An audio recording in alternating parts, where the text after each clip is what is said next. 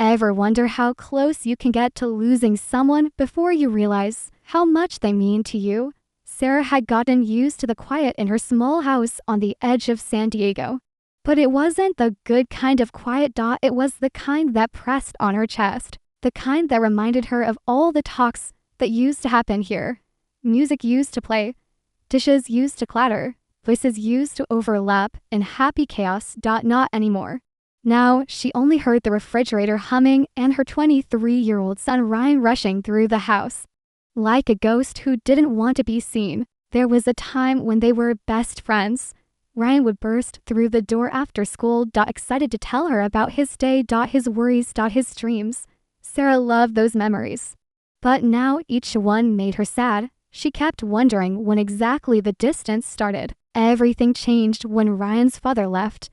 The divorce broke them both, just in different ways. Sarah buried her sadness. She forced smiles during the day. Tears only came after midnight. Ryan went inward. He built walls she couldn't climb. He stopped talking to her, stopped sitting at dinner, stopped looking her in the eye every morning. Sarah woke up with quiet hope. Maybe today he'd stay in the kitchen. Maybe he'd ask how she slept. Maybe he'd share something small from his world. But every morning brought the same thing. Ryan came downstairs with earbuds in, grabbed whatever food was fastest, and disappeared before she could speak. She would have preferred his anger to this silence.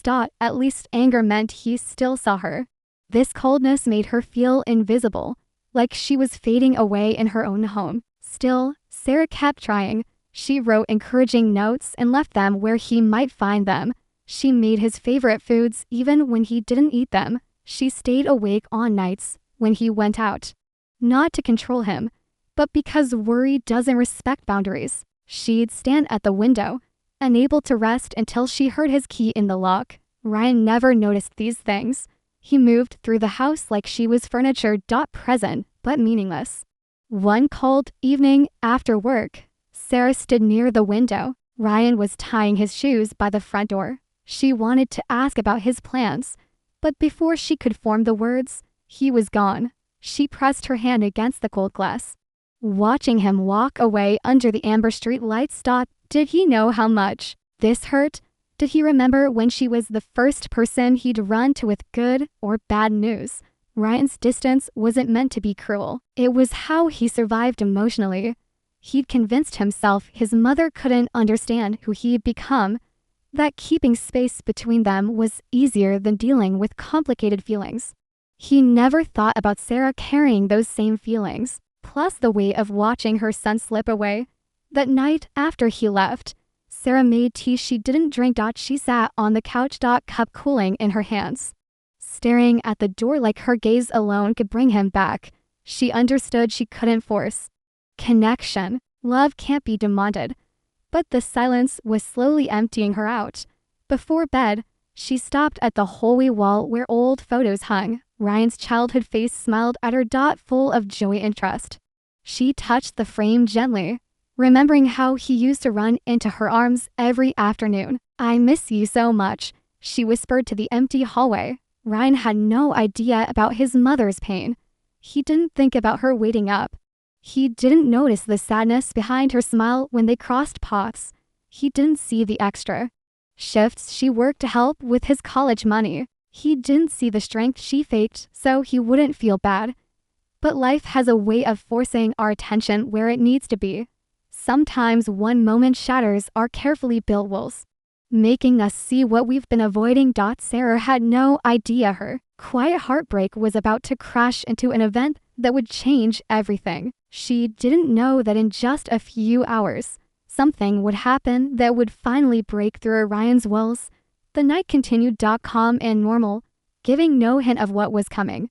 Sarah turned off her lamp, closed her eyes, and whispered the same prayer she'd been saying for months. "Please help us find each other again." She couldn't have known the answer was already on its way. The night it happened, Ryan was at a friend's place, half listening to music, half scrolling through social media, trying to ignore the weird discomfort he'd felt all evening. Something about the way his mother looked at him before he left kept popping into his mind. But he pushed it down. He'd deal with complicated feelings later.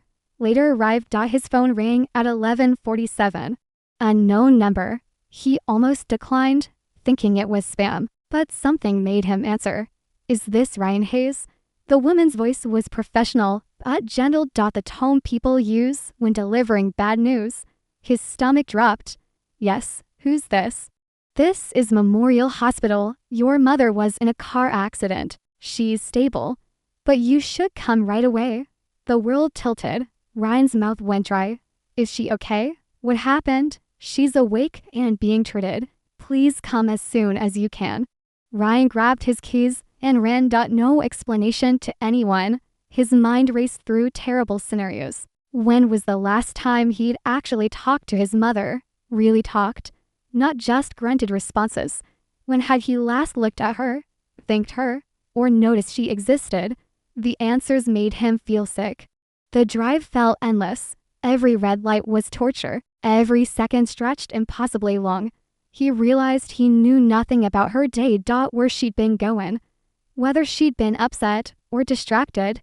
The weight of all his neglect crashed over him.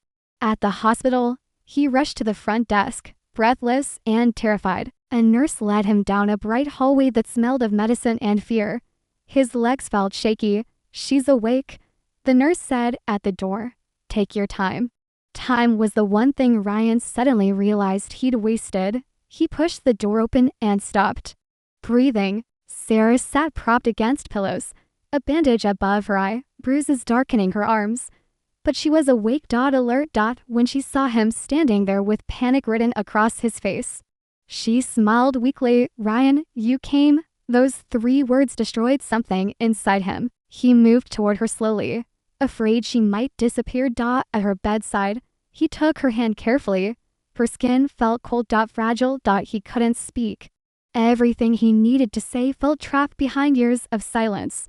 I'm all right, Sarah said softly. The roads were wet. The other driver didn't see me in time. I promise I'm okay. She was trying to comfort him. Even now, even from a hospital bed, that broke something open in Ryan's chest. I should have been home, he managed. I should have been there. Don't think like that, she whispered. But her voice shook. A doctor entered, explaining fractures and treatment plans. But Ryan barely heard the words. All he caught was she's lucky and could have been much worse. Those phrases echoed in his head. He had almost lost her without ever saying the things he buried under pride and pain. After the doctor left, Ryan pulled a chair close. He held his mother's hand like it was the only thing keeping him on earth. Sarah watched him, confused by this sudden tenderness, but deeply moved. She hadn't felt this connected to him in years. The accident had cracked something in Ryan's carefully built armor, forcing him to face a truth he'd been avoiding. He needed his mother far more than he'd ever admitted. Hours passed. Ryan didn't leave.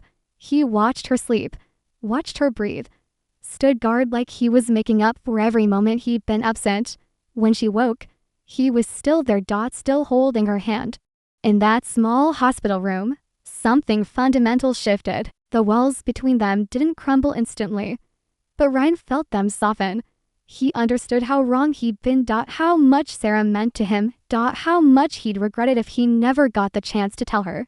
And Sarah, despite her exhaustion and pain, saw something new in her son's eyes. Something warm and present.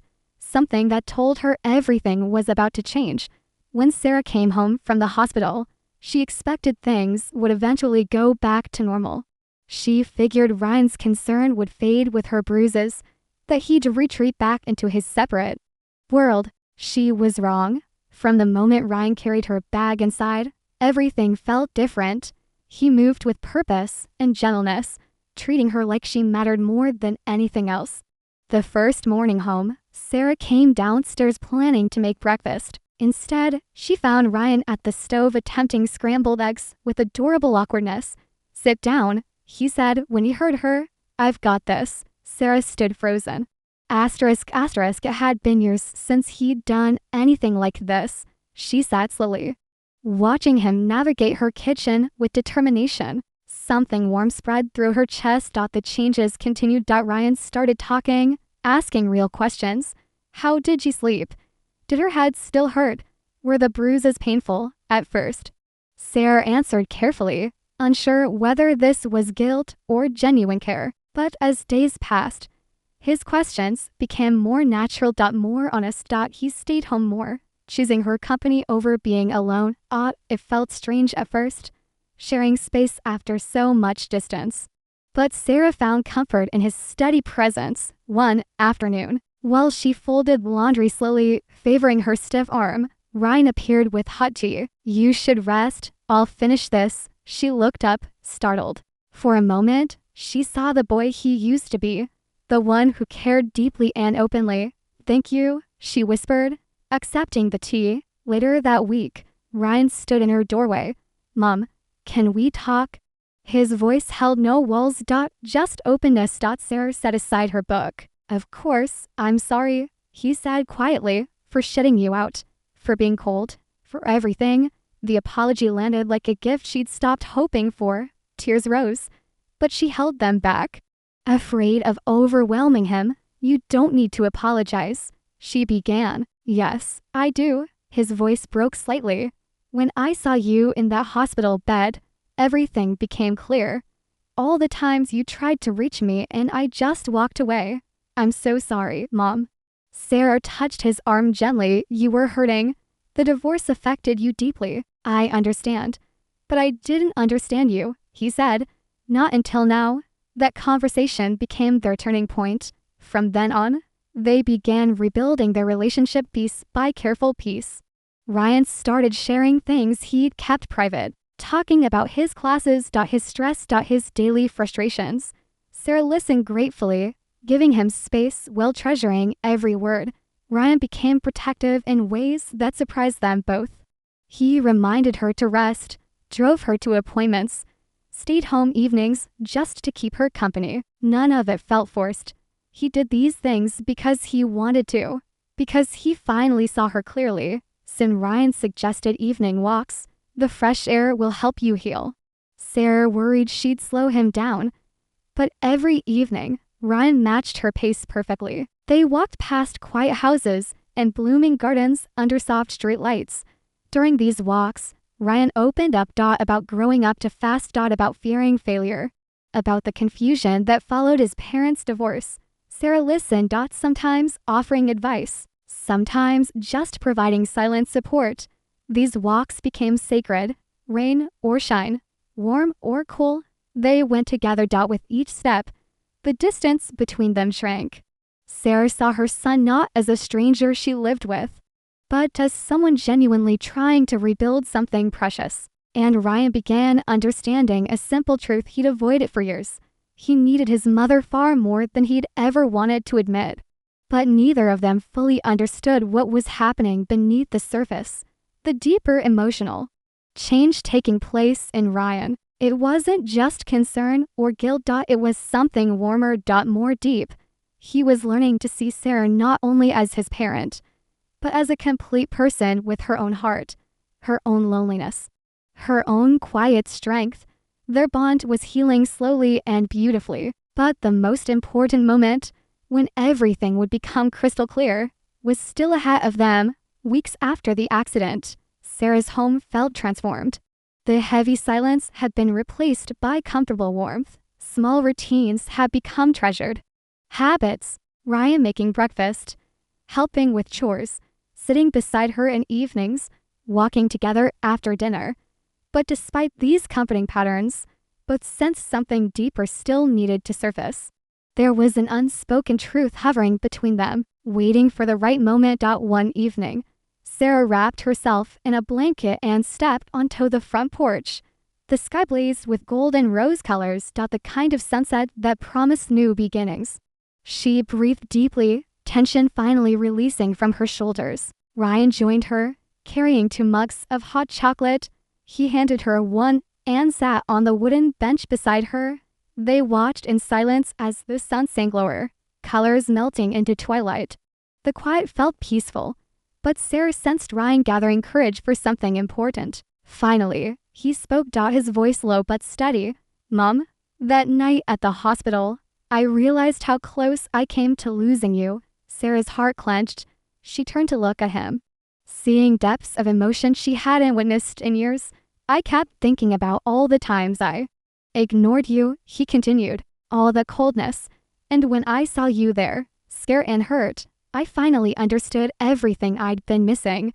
Tears filled Sarah's eyes. She'd waited so long for him to truly see her, not just as a parent, but as a person with feelings and fears, someone who'd carried him through every difficult moment of his life.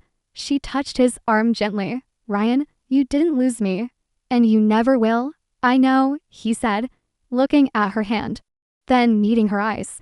But I've been so blind. I thought distance protected me. I thought keeping feelings inside made me strong. I didn't realize I was pushing away the person who loved me most. I'm truly sorry, Mom. His voice shook with honesty that made Sarah's heart swell. They sat in silence, letting the moment settle. The evening air wrapped around them, carrying closure and renewal. Sarah understood this wasn't just about an apology. It was about understanding. About the bonds they'd lost and were now rebuilding. It was about seeing each other without assumptions or walls or fear. It was about love that grows stronger after hardship and mistakes.